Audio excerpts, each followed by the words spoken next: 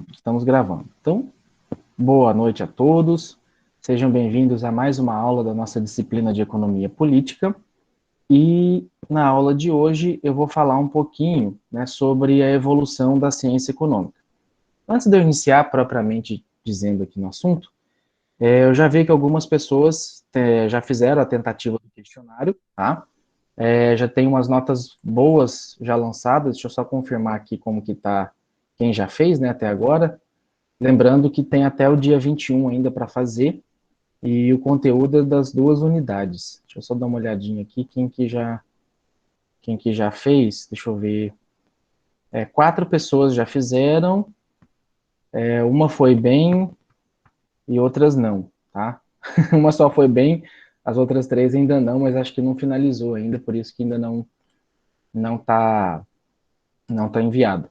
Mas vocês têm, né, 2 tentativas e tem até o dia 21 para fazer, tá? Acho que o Joacir conversou também com relação às matrículas, né, do pessoal noturno, na turma diurno noturno, e a gente achou melhor não fazer a troca, até porque estava muito misturado as turmas, e da nossa disciplina, somente no dia 16 de setembro, que é a nossa prova, que eu preciso de vocês, de fato, no horário, tá, ao vivo. Mas eu estou estudando uma outra possibilidade aí para a gente ajustar o horário da prova de acordo com a turma, para não ter problema, tá? Isso aí a gente vai conversando também e vai alinhando, já? Então, Professor, sim, pode falar. o slide aí, hoje o senhor vai discutir esse assunto, Isso, esse assunto, tá? mas, mas, mas não é uma sequência, professor? E isso já é aula 7 já. As 5 primeiras foram gravadas, né, que já está disponível no ambiente.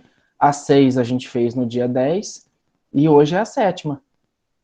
Tá? Que as 5 Ixi, primeiras foram gravadas, já estão lá disponíveis no Cigar, tá? E hoje, então eu não entendi, eu não tinha entendido isso, não.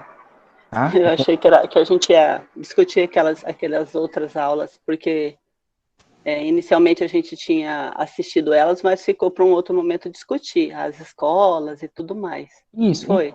As, a, essa aula de hoje, na verdade, já é uma revisão delas, tá? É que elas estão mais detalhadas. O conteúdo que eu vou trabalhar hoje, essa evolução, é porque lá está cada aula com um tema, né?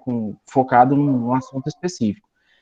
A aula do dia 10, essa de hoje e a próxima, que é da semana que vem, acho que do dia 18, elas são, na verdade, uma revisão dessas aulas gravadas. A questão é que elas estão mais, as aulas ao vivo, elas estão mais resumidas mesmo, tá? Mas não tem nenhum assunto novo. O assunto de hoje, na verdade, já é uma revisão das que já estão mais detalhadas no passado. Tá joia? Fica, João, ela fica gravada, tá? Hoje mesmo eu carrego ela ainda dentro do cigarro, tá joia? Então, começando, né, a aula de hoje sobre a evolução da ciência econômica. Então, como a gente já tinha mencionado também nas outras aulas, o pensamento econômico ele passou por diversas fases que se diferenciavam amplamente e tinham também muita discrepância e oposição entre um modelo e outro. No entanto, a evolução desse pensamento pode ser dividida em 2 grandes períodos. A fase pré-científica, que é conhecida também como a fase do etnoconhecimento, aqueles estudos que eram repassados meio que sem muita anotação, muito registro, e a fase científica e econômica, que é aquela fase que já tem mais um estudo, um método, tem critérios, tá? Então, a diferença da pré-científica para a fase científica é que a pré-científica não tinha um método, não tinha muito hábito de deixar registrado essas ações, tá? E não procurava entender o contexto como um todo. Já a fase científica, ela procurava entender do aspecto macro, aspecto um pouco maior, e tinha também uma metodologia muito bem definida. Então, a fase pré-científica, ela é composta por 3 subperíodos, que é a antiguidade grega, onde se caracterizou por um forte desenvolvimento dos estudos políticos e filosóficos, com Sócrates, com Platão, com Aristóteles, tá? E onde começou a discutir o conceito de sociedade, onde começou a discutir o conceito de convivência, né, entre as pessoas, tá? A Idade Média, ou medieval, né, economia medieval, ou também conhecida como pensamento escolástico, ela é repleta de doutrinas teológico-filosóficas e tentativas de moralização das atividades econômicas. Lembrando que na Idade Média, ou no pensamento escolástico, quem dominava, quem acabava gerenciando, na verdade, o pensamento era a igreja, tá? Que a gente discutiu também na aula passada. Então, a igreja ela era detentora do conhecimento e, por conta disso, ela delimitava as doutrinas e ela também dizia o que era moral e também o que era imoral, o que podia ser feito e o que não podia ser feito. A terceira fase é a fase do mercantilismo, ainda na pré-científica, tá? Foi onde houve uma expansão dos mercados consumidores e, consequentemente, do comércio. Lembrando que o mercantilismo ele tinha o foco voltado na questão do ouro, prata, no acúmulo de riqueza com base em metais preciosos. Essa era a principal característica do mercantilismo. E o mercantilismo ele foi uma fase que contestou, ou que contestava, na verdade, o enriquecimento por parte da igreja. Tá? Já a fase científica, ela pode ser dividida em fisiocracia, escola clássica e pensamento marxista. Tá? Então, a escola fisiocrata, ela pregava a existência da ordem natural, onde defendia a não intervenção do Estado em questões econômicas, com aquele conceito do laissez-faire, né, deixa fazer, e do laissez-passer, que é deixa passar.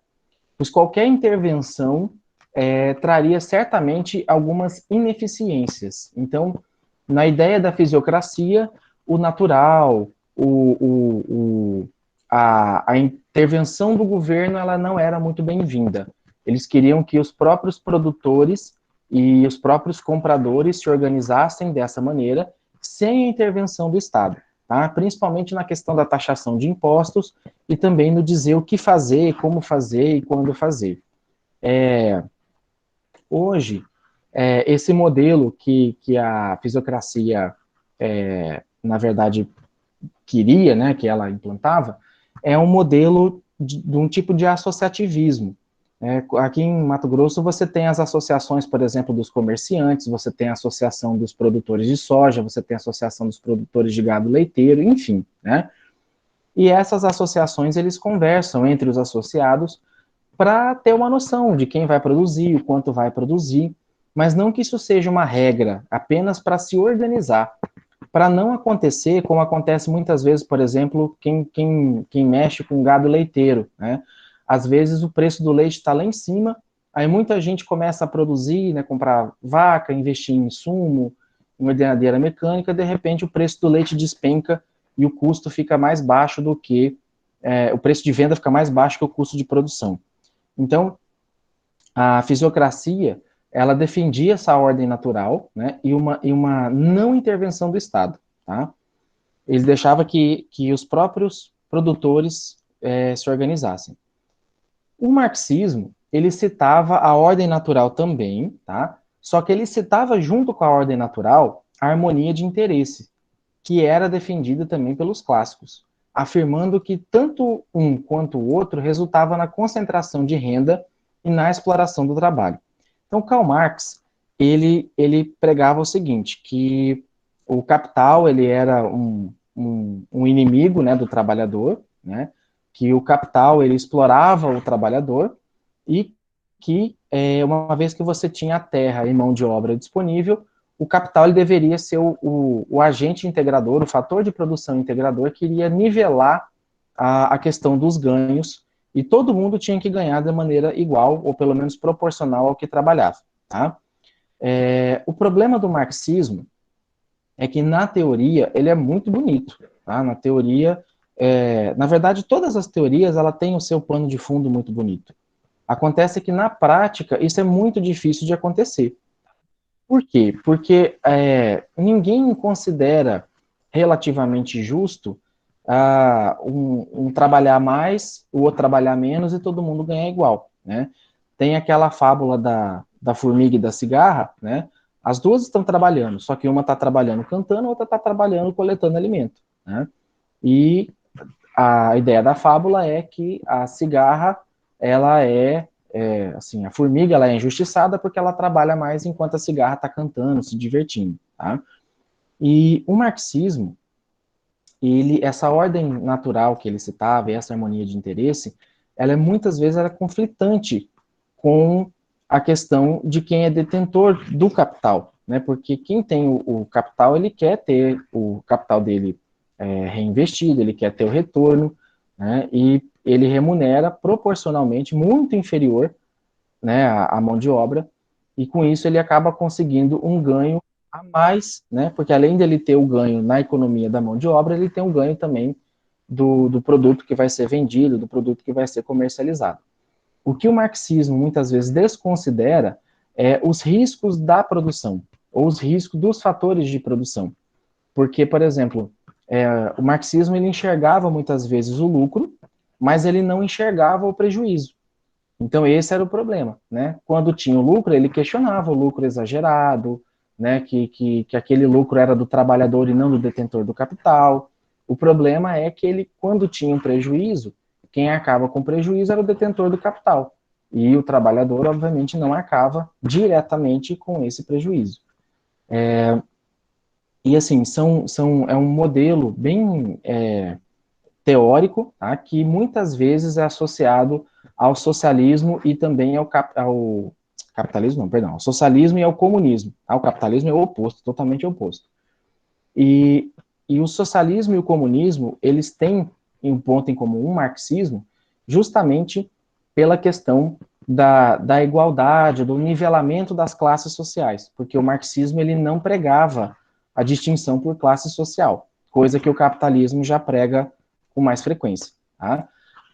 E apesar de fazer parte da fase científica, convém ressaltar que a escola neoclássica e o keynesianismo, eles diferenciavam-se dos outros períodos por elaborar princípios teóricos fundamentais e revolucionar o pensamento econômico, merecendo, portanto, um certo destaque.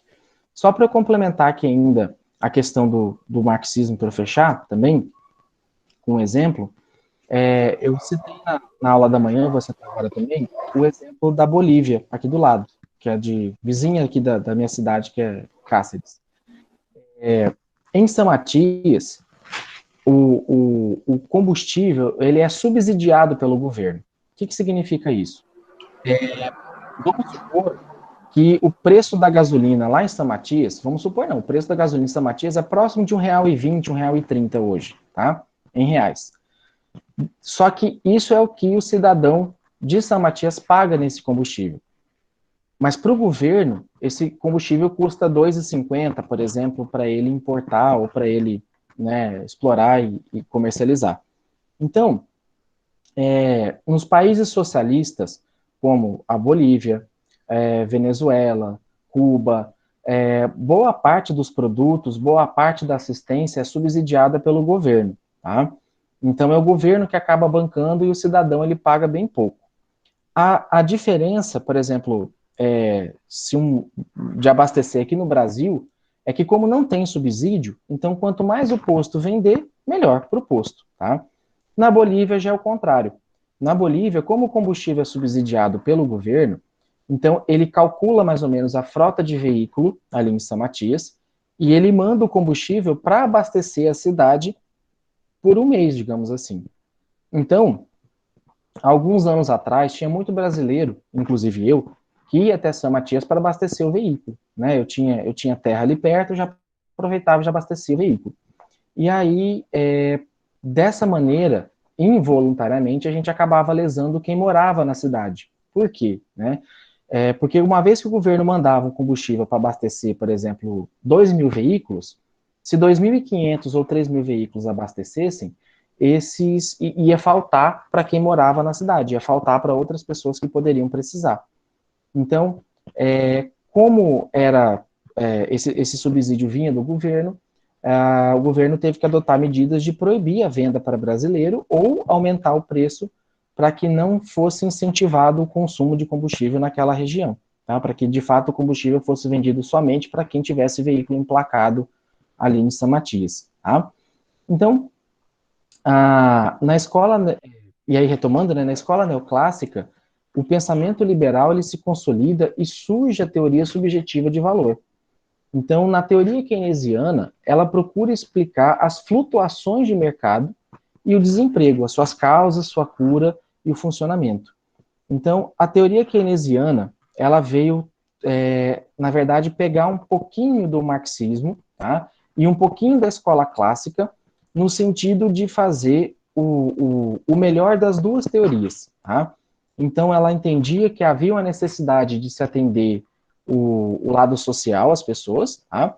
Mas ela também sentia a necessidade de movimentar a economia de uma maneira que não sobrecarregasse tanto assim o governo, gerando inflação, entre outras coisas. Então, o modelo keynesiano, ele na verdade foi um modelo adotado por volta de 1930, e foi um modelo que acabou ficando um pouco ultrapassado. Mas em momentos de crise, é o modelo que é mais adequado, ou pelo menos que é mais adotado pelos governantes. Tá? Por quê? Porque é um modelo equilibrado, é um modelo que usa o bom senso, tá? E é um modelo que foca principalmente na microeconomia. Tá? Então, o estudo da economia, ele destaca-se entre os de maior importância, porque ele é responsável pela preparação do caminho para a eclosão, para o crescimento, para a expansão de formas de civilização mais sublime, formas de civilização mais modernas, mais coerentes, e pelo desenvolvimento de instrumentos de análise que facilitem também a identificação dos problemas básicos da sociedade e que possibilite o uso mais racional dos escassos recursos disponíveis, visando acelerar o processo de desenvolvimento. Então, a economia, a importância da economia, ela para a ciência como um todo, é justamente para poder explicar determinados comportamentos. Então, por exemplo, a gente cresceu ouvindo que inflação é algo ruim. Né? Acho que a maioria de vocês já ouviu, inflação é ruim. Há 20 anos atrás, um pacote de arroz custava tanto e hoje custa tanto. Tá? A questão da inflação, né, e aí eu quero quebrar o primeiro paradigma aqui. A inflação ela é ruim quando ela está fora de controle, tá? Então a gente vai ter uma aula que a gente vai estudar especificamente a inflação. Mas só para adiantar, a inflação, o Banco Central ele estipula uma meta de inflação todo ano. Tá? Esse ano acho que é 2,5%, 3%, não lembro agora, mas por conta da pandemia provavelmente vai ser revista. E a deflação é o oposto da inflação. A deflação é quando você tem uma queda nos preços. Tá? Inflação, quando ela está dentro da meta, ela significa crescimento econômico. E é bom. Tá? Uma inflação de 2%, 3% ao ano é natural, é bom e é desejável, desde que isso seja a meta para ela.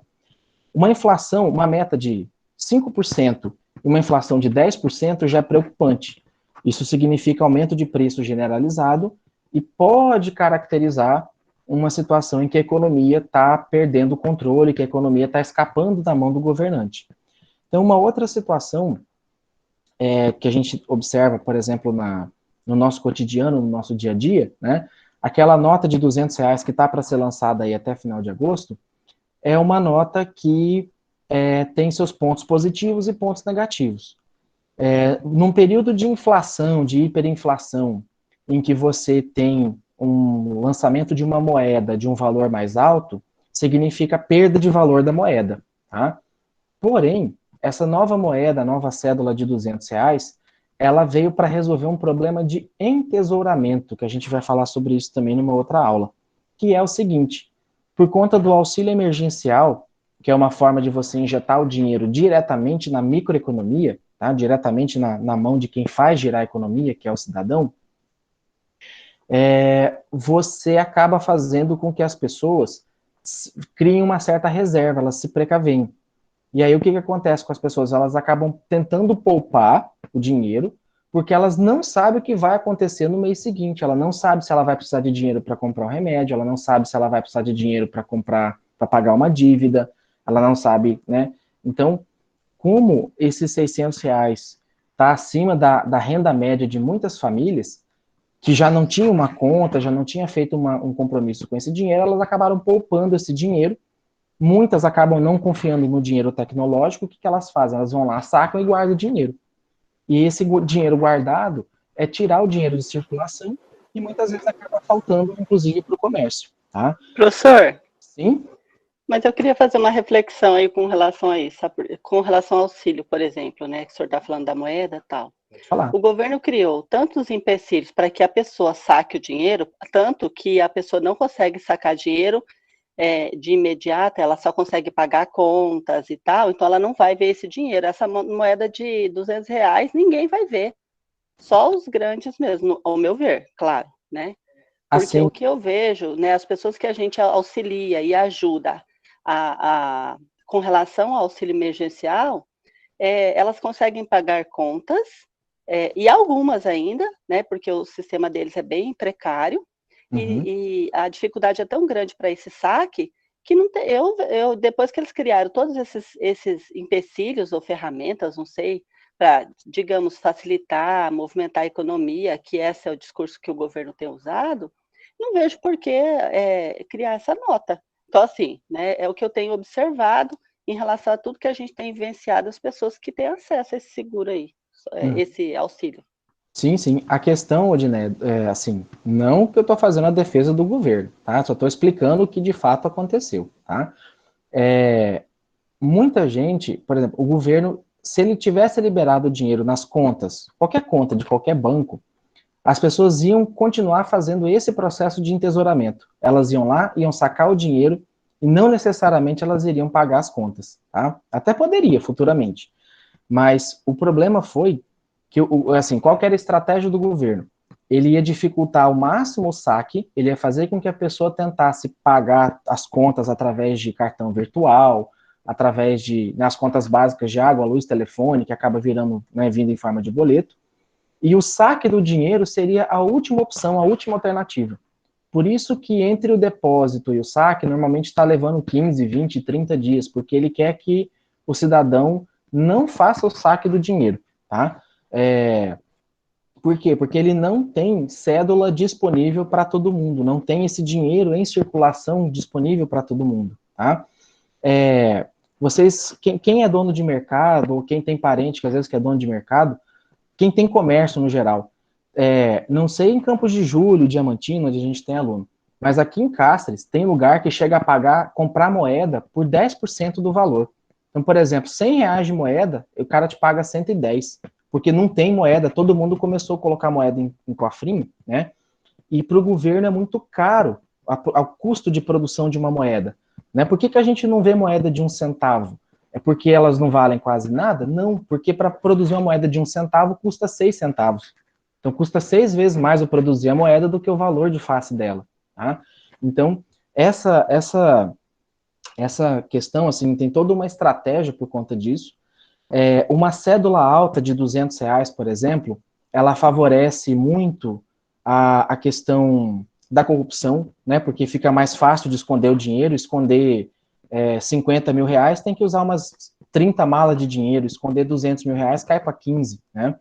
Então, né, o tráfico de droga, nosso país não é muito certinho, né? Então, cédulas muito altas acabam atrapalhando, inclusive, e fomentando, na verdade, o outro lado, né? O lado negro, né? Do crime e tal. Então, para vocês terem uma noção, aqui em Cáceres tinha um açougue que a cada R$ 200 de moeda ele te dava uma picanha, tá? O cara, acho que, né, tinha gente aí quebrando porquinho de criança, quebrando porquinho da família, aí, porquinho de quase 10 anos aí para pegar as moedas para trocar lá por causa de picanha, tá? Pra você ver que nível que chegou. Numa loja de material de construção aqui de Cáceres, R$ 2.000 de moeda trocava por uma bicicleta, tá? Então, para vocês verem assim quanto que estava faltando. E daqui a pouco, né, nota de R$ 5, nota de R$ 2, quantos mercados aí você já não viram o cara implorando, pelo amor de Deus, porque ele, né, você não levar aquele trocadinho dele, porque senão ele ia ficar sem troco para passar para outro cliente. Então, é mais ou menos esse efeito, tá? Então, por conta desse momento, dessa situação, a economia ela ajuda a explicar muita coisa. E esse modelo keynesiano ele foi muito útil nos anos de 1930, depois da quebra da Bolsa de Nova York, que foi em 1929, tá? A Bolsa, ela acabou quebrando por conta do excesso de produção de alguns itens e a falta de outros, tá? E sem falar também que a própria moeda, o papel moeda, ele acabou se desvalorizando. E assim, o ambiente, né, alguns fatos importantes para a gente considerar na análise da evolução da economia. O ambiente econômico do autor ou da escola da época em que surgiu, né, bem como as ideias econômicas, elas estão vinculadas a um contexto da época que elas surgiam. Então, o marxismo estava surgindo bem na época industrial, né, que você tinha as indústrias crescendo, você tinha a migração da mão de obra do campo, que era uma mão de obra mais cooperativa, mais colaborativa, migrando para a cidade, que é uma mão de obra mais disputada. Imaginem vocês, as pessoas moravam numa fazenda, elas tinham casa, elas tinham de comer, elas tinham de dormir, elas tinham que beber, né? De repente, as fazendas começam a se dividir, a acabar, e começa a migrar para as indústrias na cidade. Com a migração para a cidade, né, essas pessoas não tinham onde morar, não tinham o que comer, e elas topavam a trabalhar praticamente em troca de trabalhar 18 horas a troco de um prato de comida, tá? Então, o que por exemplo, o marxismo questionava na época era isso. Eu falei, poxa, o cara que está contratando essa mão de obra, ele dá uma mansão, come do bom do melhor, e o coitado do trabalhador não tem onde comer, não tem onde dormir, né? Então, essas teorias econômicas, elas têm relação com o contexto. Elas não são assim, veio uma ideia aqui e é isso, tá? E a economia, ela é muito de ação e reação. São comportamentos que você, às vezes, por mais que você tente estudar, você tenta prever, muitas vezes ele não acontece, tá? Então, a gente também deve interpretar os autores dessas teorias levando em consideração os seus exemplos e as suas propostas, considerando a época que eles viveram, tá? Então, cada autor ou cada escola tem por base as ideias de outros autores. Então, eles pegam uma ideia daquele autor e refuta, questiona ou aprimora ela, tá? Então, a contribuição de um autor pode ser um melhor esclarecimento, uma melhor elaboração, uma melhor explicação e até mesmo uma melhor aplicação desses recursos, tá? Né? E aí, só relembrando as fases da evolução, né? Então, na antiguidade grega, as ideias econômicas tinham um caráter mais filosófico, tá? Na romana, as ideias econômicas eram vinculadas mais à questão política. No período medieval, ela é influenciada pela moral cristã, e no mercantilismo, que são as fases pré-científicas, as ideias econômicas eram voltadas ao comércio de metais preciosos. E aí, falando um pouquinho mais, né, já da fase científica e da nova científica depois, tá? Então, relembrando, a fisiocracia supunha que o universo é regido pelas leis naturais, e por conta disso, né, tinha ordem natural, e a ideia era do liberalismo econômico de deixar fazer e deixar passar. Já os clássicos, o objetivo era estudar as causas e desenvolvimento das nações e como essa riqueza se distribui entre os agentes econômicos, e eles analisaram a economia mais pela ótica da microscópica, mais pela microeconomia. Tá? Alguns autores ligados à escola clássica, a gente vai falar muito sobre eles, que é o Adam Smith, o Thomas Malthus, o David Ricardo, o John Stuart Mill, o Jean-Baptiste Say e o Karl Marx. Tá? Então, olha os anos, de 1720 até 1860, tá? É o período que a maioria dos grandes autores da economia surgiram. Tá? Já a fase 2, foi a fase de elaboração dos princípios teóricos fundamentais, ela veio, né, no final do século XIX, início do século XX, então pegando aí a primeira e a segunda revolução industrial, tá? E a partir de 1870, o pensamento econômico passava por um período de incerteza diante de algumas teorias oh, meu Deus, eu travei hoje de manhã, vou travar aqui de novo. Contrastantes, tá? Ô, palavrinha difícil de sair. Entre o marxismo, a clássica e a fisiocrata. Então, não sei se vocês lembram um pouquinho da história, né, da Guerra Fria. Depois da Segunda Guerra Mundial, o mundo ficou dividido, né, entre o Oriente e o Ocidente, né? No Ocidente você tinha o lado do capitalismo, no Oriente você tinha o lado do comunismo, tá? Comunismo, socialismo. E por conta dessa divisão, a Guerra Fria foi uma guerra tecnológica, né? Quem chegava primeiro à Lua, Estados Unidos ou a Rússia, a União Soviética, né? E a ideia era que quem chegasse primeiro na Lua seria o melhor modelo econômico, né? Então, hoje, se vocês prestarem atenção no que está acontecendo por conta dessa pandemia, a gente está tendo uma certa guerrinha fria aí, né? Vocês viram que a Rússia já anunciou a vacina para a Covid-19, né? E agora os Estados Unidos, não, essa vacina, peraí, esse treino, né? Como é que vocês fizeram? Vocês nem tinham doente, né? Coreia do Norte e Rússia, eles maqueiam bastante o número de infectados, eles não têm doente, mas têm vacina, né? Então, esse tipo de guerra para ver quem é que faz a primeira vacina tem um contexto por trás também, tá? Por mais que hoje já não está tão aflorada essa questão de capitalismo e socialismo, mas ainda assim você tem modelos que são bem predominantes e que acabam provocando esse tipo de disputa, tá? E esse período, né, conturbado, ele só teve fim com o advento da teoria neoclássica, em que se modificaram os métodos de estudo econômico. Então, a neoclássica, ela pegou o que tinha de melhor nesses modelos e aperfeiçoou, né? Ela não refutou o que ela considerava certo e, pelo contrário, ela acabou agrupando. E, através desses modelos, buscou-se a racionalização e otimização dos recursos escassos. De que maneira? A ideia, principalmente da globalização, é que você tivesse um melhor equilíbrio entre produção, entre oferta e demanda, entre atender uma necessidade de alguém e produzir um produto ou serviço para atender essa necessidade.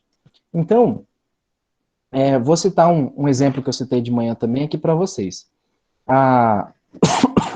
O meu pai era muito, assim, metido a fazer as coisas. Ele sempre gostava de fazer as coisas. Então, eu não sei se eu comentei isso na aula passada com vocês também, mas teve uma época aí que ele resolveu fazer a tal da fécula de mandioca, comprou um monte de mandioca, fez a gente ralar todas as mandioca, ralamos o dedo, ralamos dignidade, ralamos um monte de coisa, né, para produzir a bendita da fécula de mandioca, que no final das contas, se a gente fosse somar custo para comprar as mandioca, tempo de mão de obra gasto para fazer o produto, e o resultado final, né, o custo unitário de 1 quilo de fécula de mandioca, ou amido, não sei como que chamava, ia sair na casa de, sei lá, 10 reais. E se eu fosse comprar essa fécula de mandioca no mercado, eu ia pagar 5 reais, né?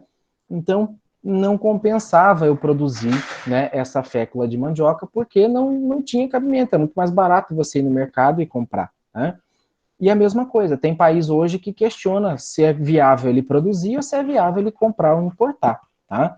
Então, por exemplo, hoje, por que ninguém consegue, às vezes, bater a China? Por que a China virou, né, um grande exportador, né? Todo mundo, na verdade, importa os produtos da China.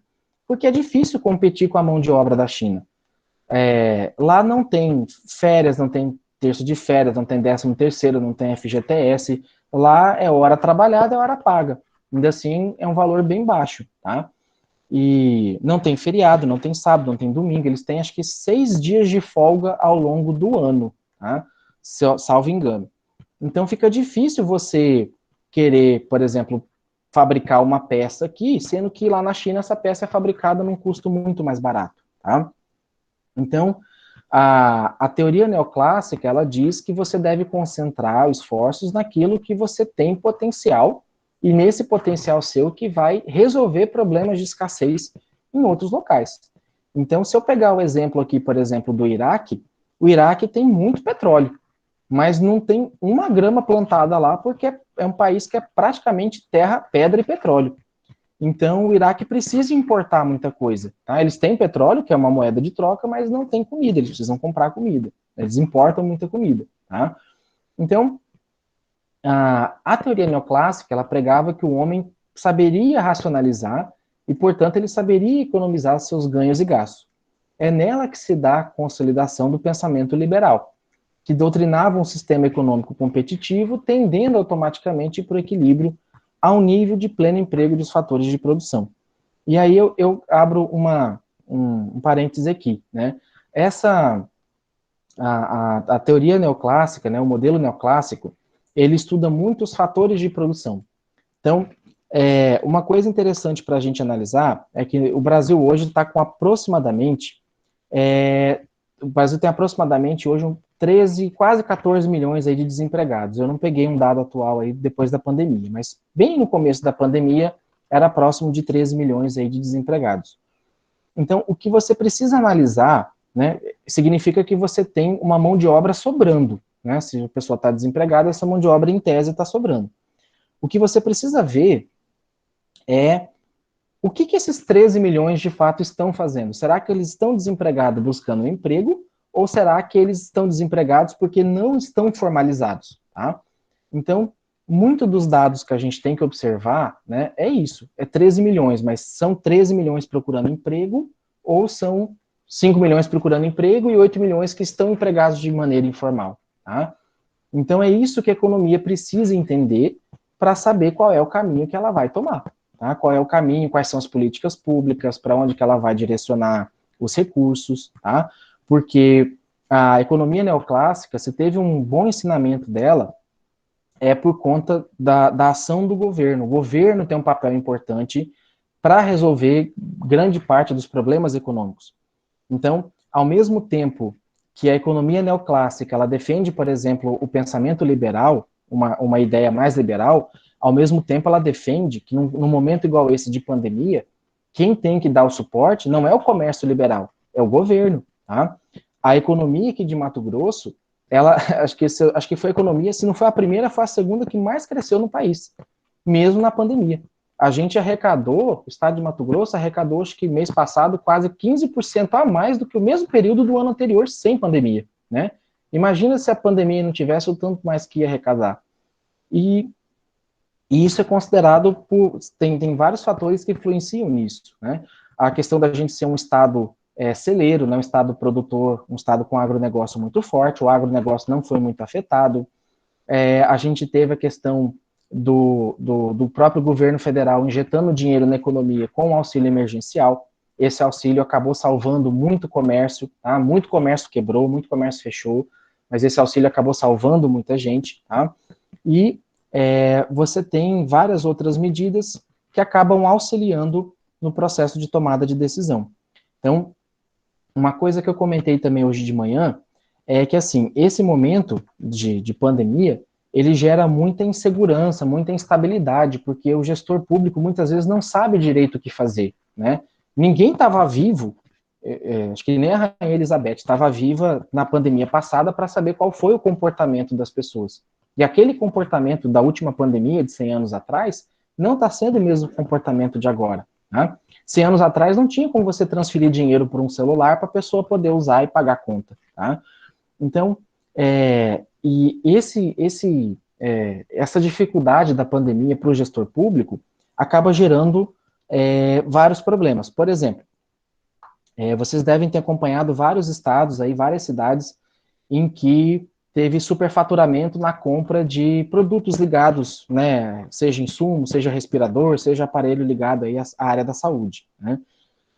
E para o gestor é um desafio muito grande, porque você teve uma inflação de preço, vários produtos sofreram aumento de preço, né, nesses últimos meses por conta da pandemia, né, principalmente os produtos ligados à área da saúde, e aí se o gestor compra, ele está correndo o risco de comprar superfaturado. Se ele não compra, o produto pode faltar e ele pode ser responsabilizado pela falta desse produto. Então, mais do que nunca, entender o comportamento das pessoas, entender o comportamento, né, do ambiente, né, entender o comportamento de ação e reação da economia. Mais do que nunca isso é fundamental. Tá? Uma dica que eu dei também para o pessoal da manhã, que eu compartilho aqui com vocês, é que acho que a maioria de vocês deve ter aquele aplicativo chamado Nota MT, instalado no celular. Né? Quem não tem, eu recomendo baixar ele, instalar e pedir o CPF na nota, tá? Muita gente, por conta de pedir o CPF na nota, passou a fazer com que alguns comércios, de fato, que não pagavam imposto antes, passou a pagar. Né? Esse também é um outro reflexo. E uma das vantagens também desse aplicativo é que ele tem a opção de você consultar preço. Então, né, se você, eu quero saber quanto que está o litro do leite, tal, você pega o código de barra, você bate uma foto e ele mostra lá na sua cidade ou na cidade que você quer pesquisar, por quanto foi vendido aquele litro de leite. É bem interessante o aplicativo, assim, do ponto de vista para economizar, né? Eu quero comprar um arroz, né? Onde que está mais barato esse arroz aqui? Você bate o código de barra dele, ele vai mostrar aonde, né, qual é o mercado, qual é o lugar que está mais barato, ou por quanto foi vendido aquele arroz, tá joia? Tá, isso mesmo. E a fase 3, que é a fase atual da ciência econômica, ela, ela veio focado basicamente no keynesianismo, né? Então, que foi na década de 1930. E aí, só relembrando, né, a quebra da Bolsa de Nova York, ela ocorreu porque muita coisa que foi produzida não tinha para quem vender, não tinha para quem comercializar, e a economia ela estava crescendo de uma forma não organizada. E aí esse crescimento não organizado estava fazendo com que investimentos em empresas, estava fazendo com que o próprio dinheiro ele se desvalorizasse, como se o dinheiro estivesse perdendo o valor. Esse crescimento desordenado acabou fazendo com que aquele dinheiro, aquele valor que eu tinha hoje, amanhã eu já não teria mais. Então, um exemplo que eu cito aqui, acho que a maioria de vocês, ou filhos de vocês, já colecionou um álbum de figurinha, tá? Na minha infância, na época da Copa, tinha álbum de figurinha, né? Desenho animado tinha álbum de figurinha. E aquelas figurinhas repetidas, elas valiam menos. As figurinhas mais raras valiam mais, tá? Então, 1930, você tinha muita gente assim, fabricando dinheiro, produzindo dinheiro, sem um certo controle, tá? Você tinha investidores que faziam investimento em indústrias, empresas que estavam crescendo, e era um dinheiro fictício, era um dinheiro que não tinha valor, tá? E o valor do dinheiro, ele se dá justamente pela sua dificuldade, pela sua escassez, tá? Então, por exemplo, uma garrafinha de água, ela vale o quê? R$1,50, R$2, R$2,50. Numa festa que é um pouco mais restrita, talvez ela chegue a R$3, R$4, tá? Então, se você pagar muito caro numa garrafinha de água mineral, você vai pagar uns R$4, né? Já no deserto, né, uma garrafinha de água vai valer o dinheiro que você tiver no bolso e mais um pouco, né? Então, o contexto da garrafinha d'água influencia no valor dela, tá? Vai ter uma outra aula também que a gente vai falar um pouco mais de valor, mas a questão do álbum de figurinha era para exemplificar que em 1930 todo mundo tinha a mesma figurinha, tinha a figurinha repetida. E aí você ia pagar as contas com figurinha repetida, ninguém queria aceitar. E aí ou você usava muita figurinha para pagar as contas, né, ou você nem conseguia pagar porque ninguém queria aceitar aquela figurinha. Então, pegando um exemplo também aqui de São Matias, da cidade aqui do lado, aqui em São Matias circulam 4 moedas: o real, o boliviano, o dólar e o euro, tá? O boliviano, que é a moeda mesmo ali de São Matias, eles quase não pegam, eles quase não gostam. O real, tem dia que eles não pegam, porque a cotação do real, principalmente quando o dólar sobe muito ou abaixa muito, deixa o dinheiro muito instável. Então eles também quase não pegam. O que eles pegam é dólar. Dólar eles pegam de olho fechado, tá? E o euro, dependendo do local, também não pega, porque a cotação do euro às vezes está mais ou está menos do que o dólar. Então é um dinheiro mais caro, eles quase não pegam também. Então, aqui em Cáceres, se você for tentar, que está a 100 quilômetros de distância, se você for tentar pagar com boliviano, com dólar ou com euro, não vai aceitar. Raramente você vai ter algum lugar que vai aceitar essa moeda, tá? Então, esse tipo de exemplificação que eu dei era para mostrar que na época, em 1930, já estava tendo um certo problema, né, já com o que era produzido e como era comercializado. E o economista inglês John Keynes, ele fez, em uma das suas obras, ele promoveu uma revolução da doutrina econômica. opondo-se principalmente ao marxismo e ao classicismo. Então, ele substituiu esses estudos clássicos por uma nova maneira de raciocinar na economia, além de fazer uma análise econômica restabelecedora de um contato com a realidade. E os seus objetivos eram de principalmente explicar as flutuações econômicas ou as flutuações de mercado e o desemprego generalizado. Então, ele estudava o desemprego em uma economia de mercado, a sua causa e a sua cura. Então, hoje, a saída que a gente tem quando a gente entra numa crise econômica, tá, que é o que a gente está passando agora, a saída que a gente tem é depender não só da empresa privada, o poder público, o governo como um todo tem uma grande tarefa nesse papel. Tá? Por quê? Porque nesse momento, né, nesse período que a gente está passando, o governo federal precisa fazer muito gasto, ele precisa injetar muito dinheiro na economia. Inclusive, esse é o assunto da nossa próxima aula. A gente vai discutir isso com um pouquinho mais de profundidade. Tá? Essa questão da importância do gasto público para alavancar a economia. Em que sentido? Tá? Se o governo, por exemplo, começa a fazer obras, se o governo começa a fazer, alavancar os programas sociais, ele está fazendo o quê? Ele está girando a economia. O governo vai fazer uma obra, ele vai contratar uma empreiteira, que vai contratar funcionário, que vai alocar equipamento, né, que vai precisar, às vezes, de hotel, de moradia.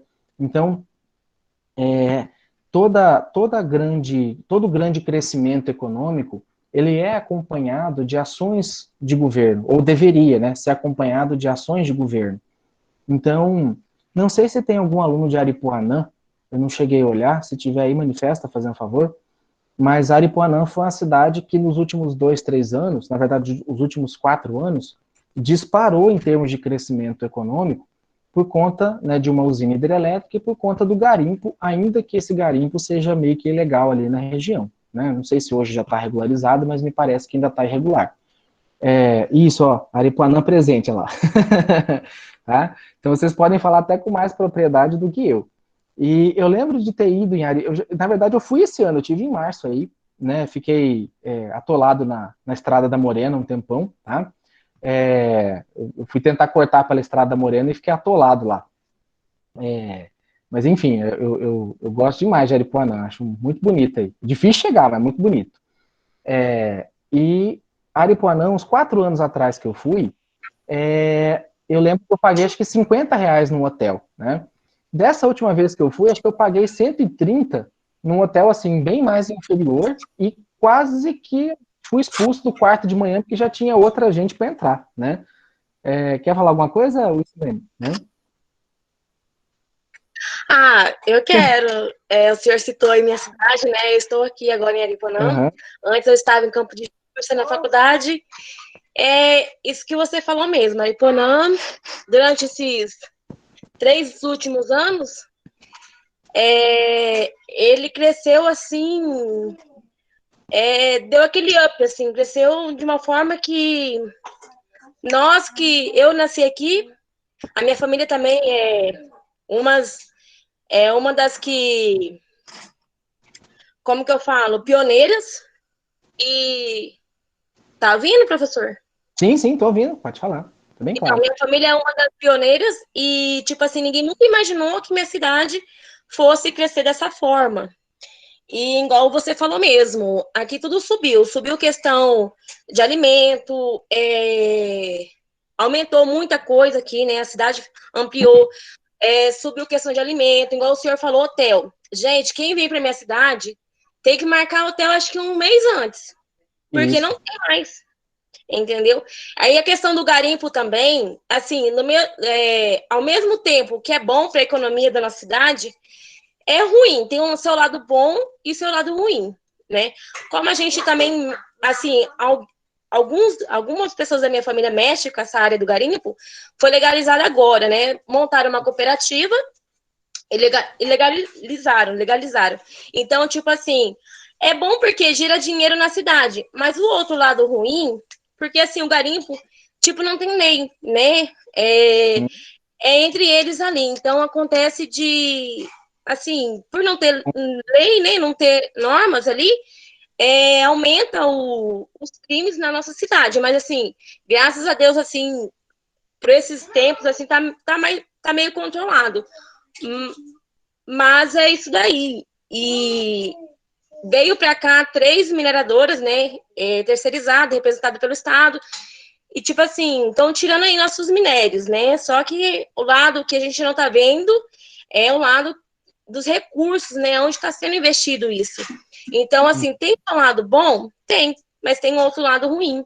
Hoje mesmo eu fiz um post no meu Face, né, que eu sou meia polêmica, porque, assim, o pessoal vem, a gente sabe que entra aí, né, que o pessoal arrecada esses recursos, tipo, legislativo, tudo tal.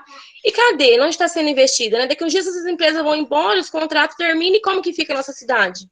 Sim, exatamente. A concessão, né, o que é uma concessão? É quando o governo, ele cede, o governo assume que não tem a condição de explorar, aí ele cede para a iniciativa privada, né, a possibilidade de exploração e ele exige uma contrapartida disso, né. Essas concessões normalmente são de longo prazo, 5 anos, 10, 20, 50, tem concessões acho que de quase 80 anos, né. Em Porto Velho, eu fiz o mestrado em Porto Velho, e lá foi feita a concessão das usinas Santo Antônio e Giral, né, que deu um impacto ambiental muito grande lá para a cidade. E a contrapartida, para mim, foi muito pequeno. O dano ambiental causado e a contrapartida que foi dada foi ínfima, assim, foi muito desproporcional, né. E assim, aonde que eu queria chegar nesse assunto? Normalmente, as características de um crescimento econômico é a falta da mão de obra, a falta de mão de obra qualificada, porque vai crescendo, né, os preços vão se elevando. Em Pontes Lacerda, não sei se tem alguém também de Pontes Lacerda, quando deu aquele garimpo que estourou também, acho que uns 2 anos atrás, o pessoal começou a pedir demissão do emprego e tudo para o garimpo, né? Então, estava faltando gente nos mercados, nas lojas, né? Muita gente foi para lá, né? Então,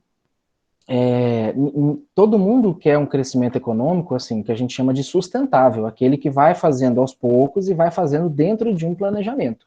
Quando ele acontece muito rápido, ele fica insustentável e gera problemas de falta de mão de obra, violência, aumento abusivo de preço, deixa eu ver o que mais aqui,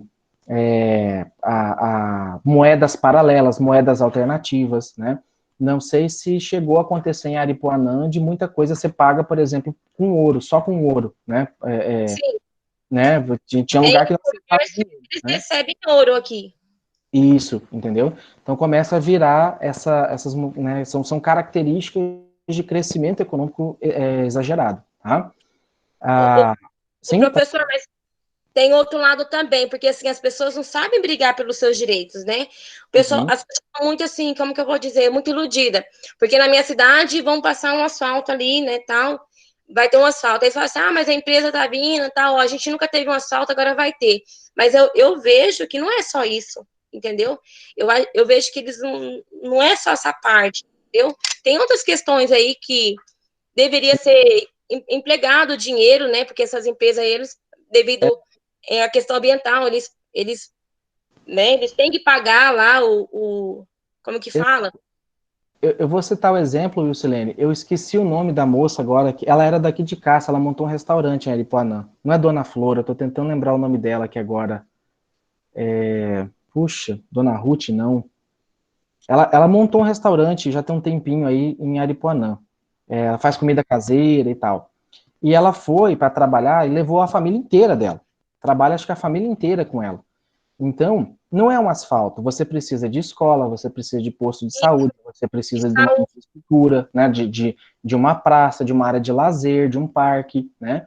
Então, normalmente o crescimento econômico, se você, né, jogar só asfalto, ele vai passar, né? Então, se você tiver essa infraestrutura, e aí eu vou citar Nova Mutum. Nova Mutum, né, é uma cidade que tem uma infraestrutura, uma cidade planejada, e é uma cidade que, por exemplo, a escola pública é muito boa, o posto de saúde que é público é muito bom, né? Então, quase não tem, assim, o privado entrando, porque o público é muito bom, o público funciona, né? Em Campos de Julho, quando eu fui trabalhar uma disciplina aí no curso de administração, na turma de administração, eu precisei ser atendido no posto de saúde. Eu fui muito bem atendido, rápido, organizado, entendeu? Bom, Né, eu falo assim, esse tipo de questão, né, a gente observa também quando eu observo bastante, né, quando eu viajo e tal. E assim, esse modelo do keynesianismo, né, ele ajuda a explicar essas situações, essas flutuações, e a pena dele é que ele é um modelo que não sustenta, porque quando você já cresceu economicamente, você vai buscar outras formas alternativas. E aí, para um crescimento mais amplo, ele já não é tão útil, ele já começa a apresentar algumas falhas, tá? Mas o que eu queria colocar, e aí, assim, em resumo, né, essa tabelinha aqui é uma tabela de cada época, né, onde foi cada fase e cada época, e os pensadores principais, né, só para uma reflexão, e vocês podem ver, né, que, mas terminou com Keynes em 1930? Não, é que o Keynes, ele hoje é a base da economia, tá? Tem vários outros autores que trabalham também com economia, mas o John Keynes, ele é o cara que é a base do estudo econômico na área hoje, tá? Deixa eu só colocar que o Hélio colocou aqui, a maioria das atividades sociais que as empresas realizam são maquiadas ou de fachada, apenas para atender uma solicitação ou marketing. Quando eu trabalhei na usina Aripuanã, foram feitas algumas atividades em prol da cidade, mas a maioria maquiada a fim de somente atender no papel. Isso pode acontecer mesmo, Hélio, tá? Muitas dessas empresas grandes, elas são obrigadas a fazer um negócio chamado balanço social, em que elas têm que reverter para a sociedade parte daquilo que ela está explorando, principalmente quando envolve recurso social. Eu vou pegar um caso da Energisa. A Energisa é uma concessionária de energia, e a Energisa, ela é obrigada a gastar 2% do seu faturamento, a investir 2% do seu faturamento em programas de eficiência energética. Tá? O que é esse programa de eficiência energética? Ela, muitas vezes, ela faz aqueles programas de trocar geladeira, de trocar aparelhos, né, de freezer, geladeira, ventilador, lâmpada, para as pessoas de baixa renda, tá? Vários órgãos públicos montam um projeto para ela trocar, né, ar-condicionado de escola, lâmpada, né, de prefeitura, enfim, para que esses órgãos públicos gastem menos energia. Então, ela é obrigada a fazer isso, tá? E muitas vezes essa forma de gestão, tá, ela é associada por parte de uma cobrança, na verdade legal, que ela tem, de repassar a parte que ela arrecada para a sociedade. Só que, infelizmente, tem muitas empresas que não repassam da maneira correta, ou fazem essa maquiagem, né? Passa pano. Então, não é isso que a gente quer, tá? E nosso papel como cidadão é justamente cobrar, né? Participar das audiências públicas, participar, né, dos assuntos, cobrar que seja feita a transparência, tá? Então, não adianta a gente, por exemplo, fazer, eu quero que, né, na minha cidade tenha orçamento participativo, tá? Mas tem que participar das audiências públicas. A audiência pública, pessoal, é um trem que chancela, porque às vezes você vai cobrar, não estou falando que é o caso aí né, de cidade A, B, C ou não, de maneira geral, tá? Mas vai cortar uma rua aqui e vai passar pela minha casa. Provavelmente foi feita uma audiência pública, foi lavrada a ata, foi feito o convite nos meios de comunicação, né? Então, é na audiência pública, e aí tem muito político que ele faz uso da audiência pública para levar os cabos eleitoral, para levar o pessoal de apoio, né, para fazer volume e dizer que participou gente lá. Você não foi, mas tinha 50 lá participando. Né, mas é os 50 que já trabalha naturalmente com ele, né, e que estava lá para fazer coro para aquilo que ele tinha interesse. Então, pessoal, em resumo, o que a gente tinha para falar hoje dessas teorias era isso. Queria abrir a palavra aqui para vocês, ver se tem alguma dúvida, tem alguma contribuição. Fique à vontade. Professor, eu estou com uma dúvida agora. Lá com relação, não tem nada a ver com a aula, tá? Só com relação ao questionário. Quais as leituras que eu devo fazer que vão me habilitar para que eu possa fazer aquele questionário lá? Porque agora eu fiquei em dúvida. É os conteúdos das unidades 1 e 2, tá? As 2. Ah, tá. E Pronto, 1 e 2. obrigada. Tá? Uhum. Para ir, pega desde o slide 1, deixa eu logar aqui de novo, que eu acabei saindo. Eu fiquei um tempo sem acessar. E vai até o slide 8, se eu não me engano. É a unidade que você está falando, né? Isso, porque assim... Unidade 1 e unidade 2, porque tem um monte lá, né?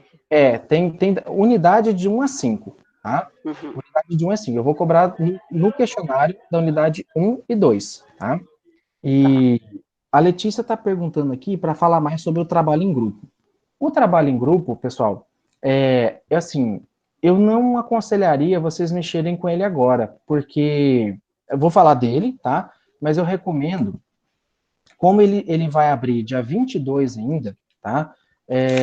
Tem tempo, falei, vamos focar no questionário para não encavalar com outras atividades. Mas o trabalho em grupo, eu já fiz a divisão dos grupos, tá? A divisão dos grupos já está disponível no SIGA. É só você ir na parte de aluno, deixa eu logar aqui para ver certinho onde que vocês vão, tá? Mas tem uma parte lá que acho que é acadêmico e grupos, tá? Alunos, acho que gerenciar grupos, ou eu tenho que ver que eu não consigo ver como aluno, tá? E aí, nesse grupo já tem a relação dos nomes, tá?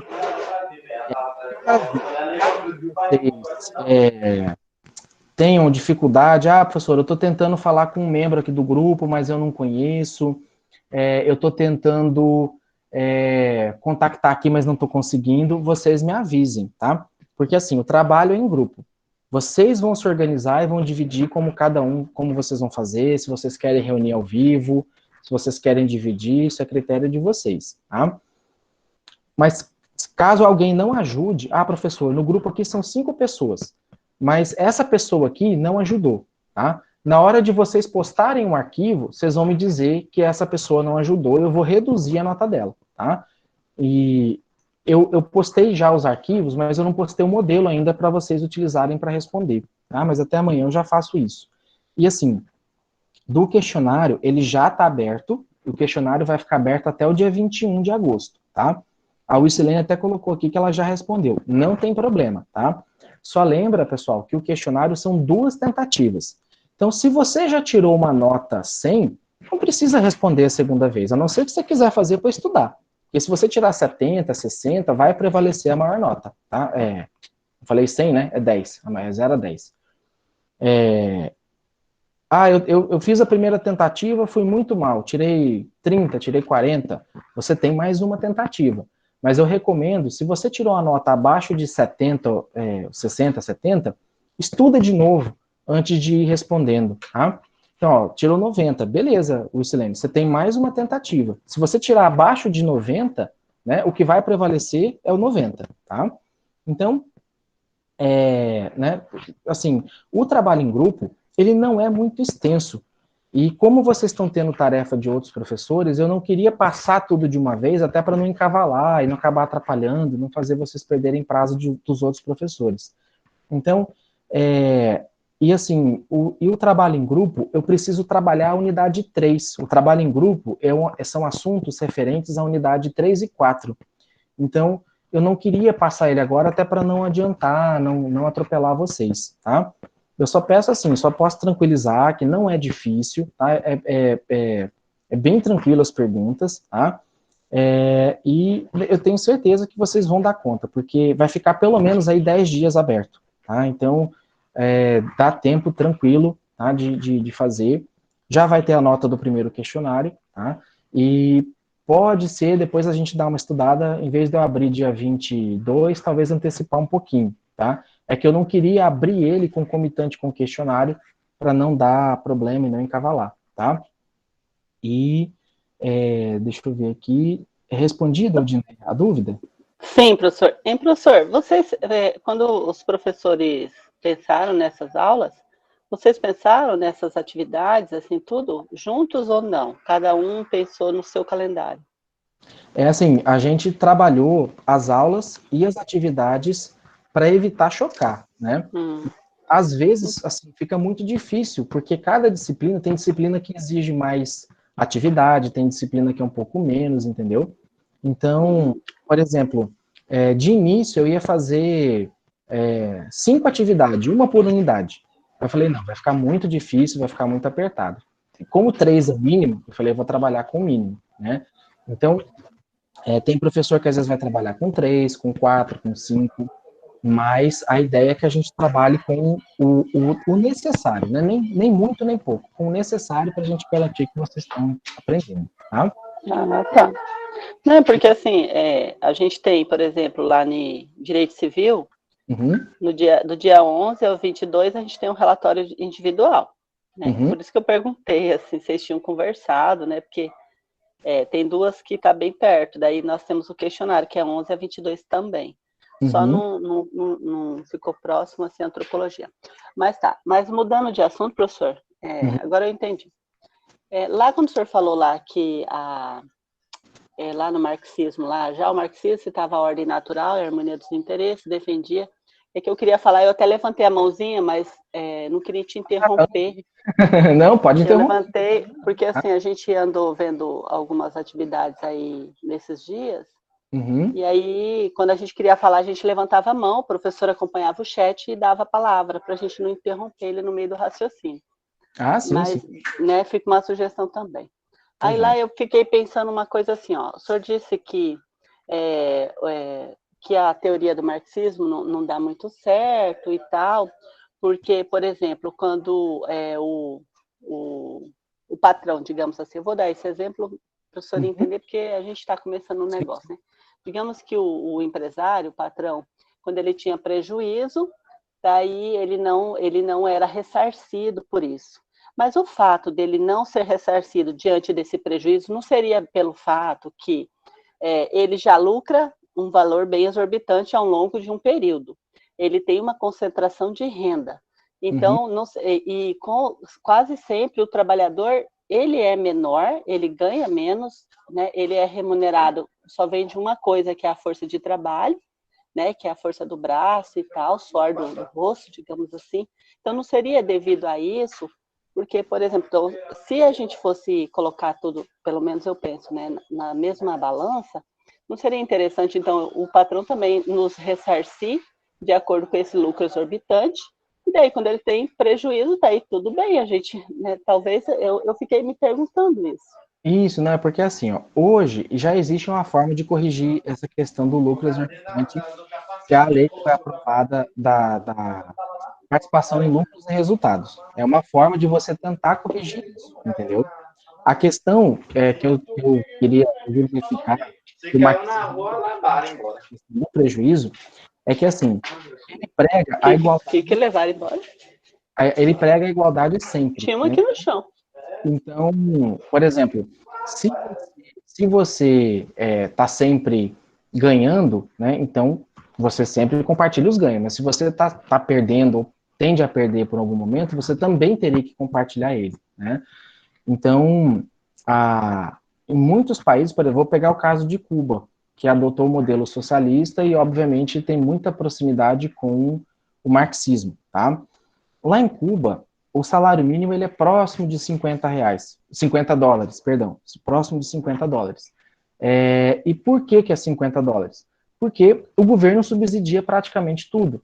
Não existe médico privado, não existe professor particular, não existe o comércio privado como um todo. O governo que vai determinar onde que você vai trabalhar e o que você vai fazer. Você é uma mão de obra, né? Ele vai te dar esse dinheiro para você comprar o alimento que é subsidiado por ele também.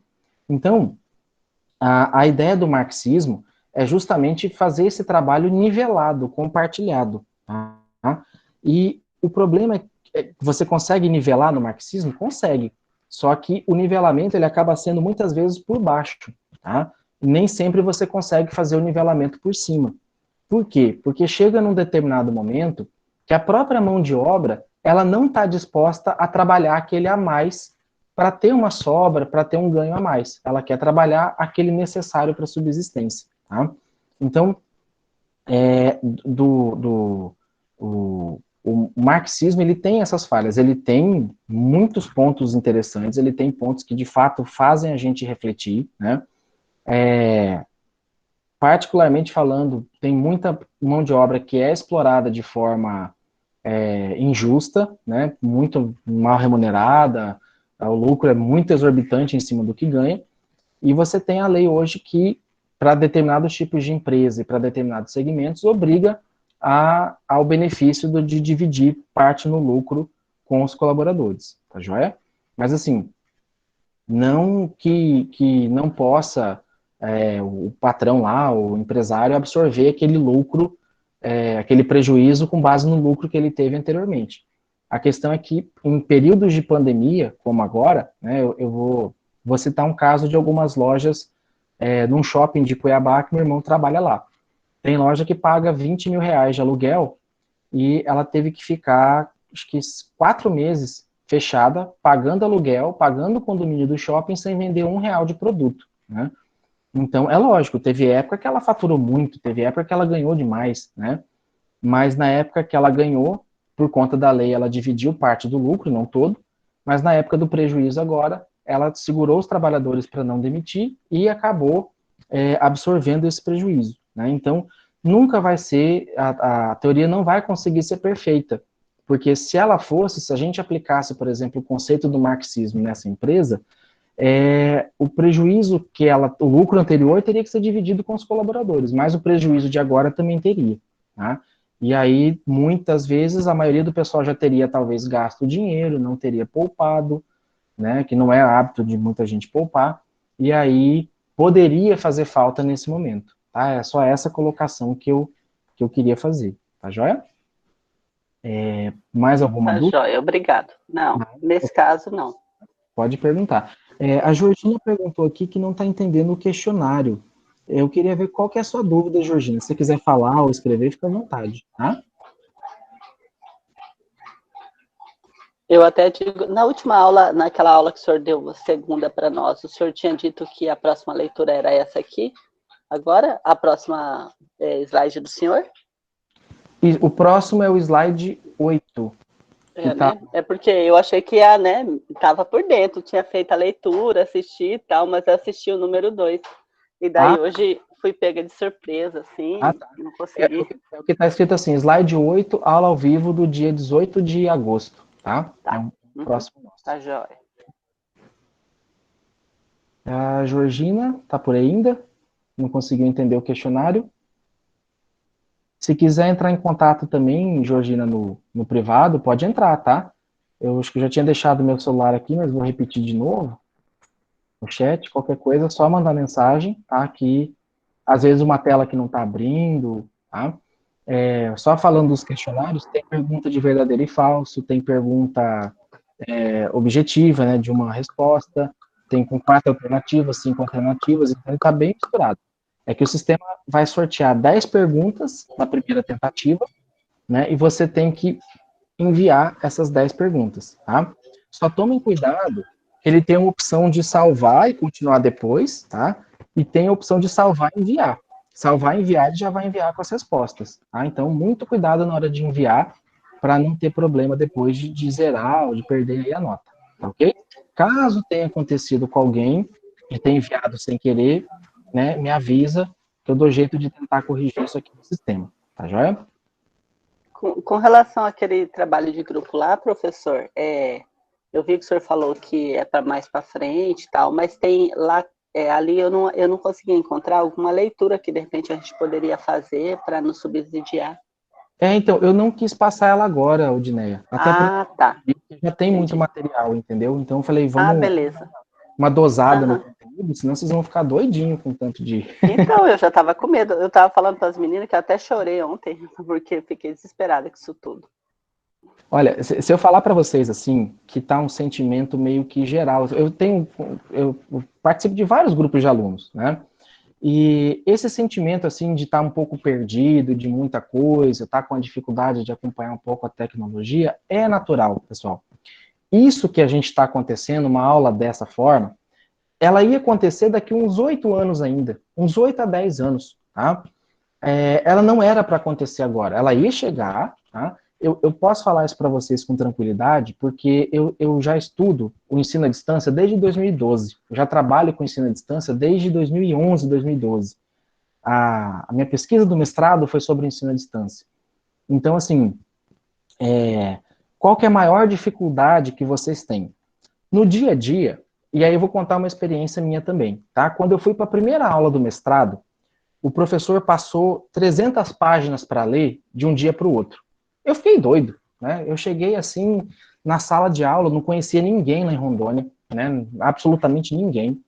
O professor tinha mandado no e-mail, na verdade 2 dias antes, 300 páginas para ler, e eu não consegui ler. Eu cheguei para a aula assim, tinha lido acho que umas 180, 200 páginas, e eu olhava para a cara assim de todo mundo, e todo mundo quieto assim, falei, gente, será que todo mundo leu essas 300 páginas e eu não, né?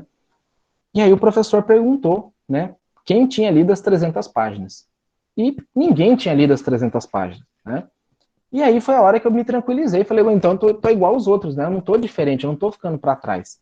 Então, assim, o ensino remoto, ele dá uma sensação, às vezes, da gente ficar um pouco para trás, ficar atropelado.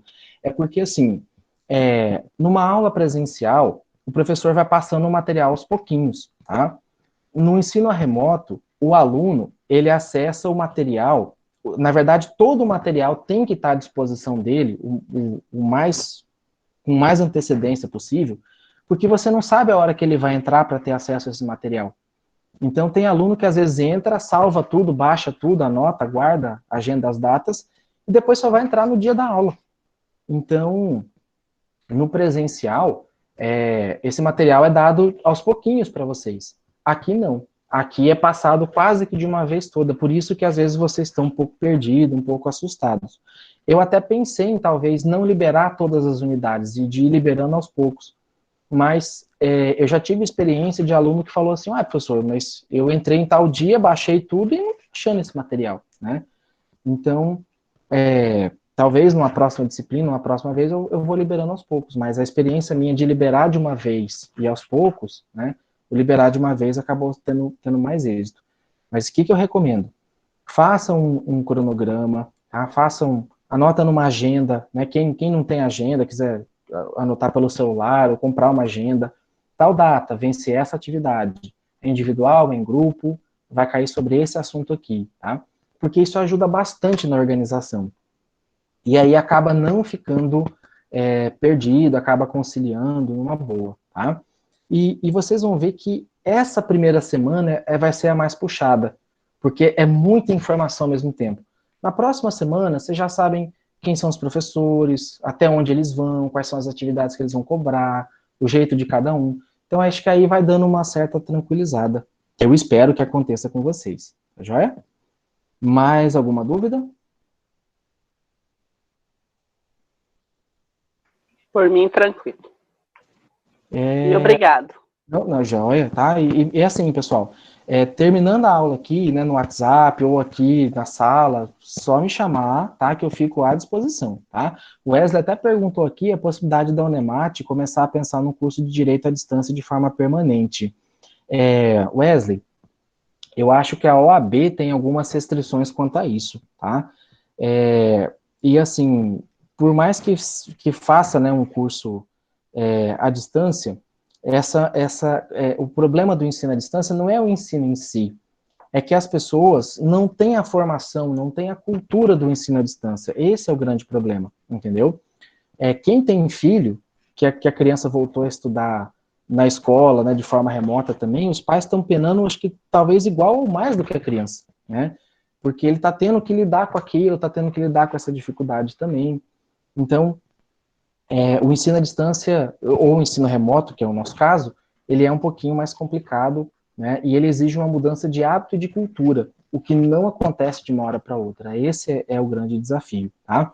E assim, até então, a Unemat já recebeu algumas demandas de um curso de Direito à Distância, mas acho que tem algum empecilho com a OAB nesse sentido, tá? O Hélio até falou aqui que montou uma sala de aula, né, em casa, né, e é isso mesmo, Hélio. É igual eu falei, separar um cantinho, separar um espaço para estudo, né? Quem tem, às vezes, às vezes está acontecendo o pai e o filho, né? A mãe e o filho está estudando né? Então tem que ter os espaços de cada um, tá? Mas eu falo assim, essa questão é hábito, é costume, pessoal. Daqui a pouco vocês vão estar pegando o jeito e acho que isso vai ficar um pouquinho melhor, tá joia? Mas o que eu queria deixar claro aqui é que eu estou à disposição, tá? Às vezes a gente não está fisicamente ali junto, mas, assim, sempre que vocês me contactarem, eu estou à disposição para responder, tá? Então, olha lá, ó. Tem 3 no curso superior, né, Odinei? É desse jeito mesmo. Então é isso, pessoal. Eu vou encerrar aqui a gravação, tá? Daqui a pouquinho, deixa eu ver, agora 8h30, vai dar 1h30 de gravação. Acho que até às 10, 11 horas já está disponível lá no SIGA para assistir, tá? Se não hoje, no mais tardar amanhã, já vai estar o vídeo completo para vocês assistirem lá no ambiente.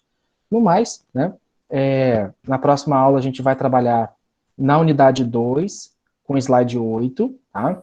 E tem um fórum de discussão que é para vocês compartilharem algumas dúvidas. Não é para compartilhar questão de questionário, viu? É dúvida de conteúdo, tá?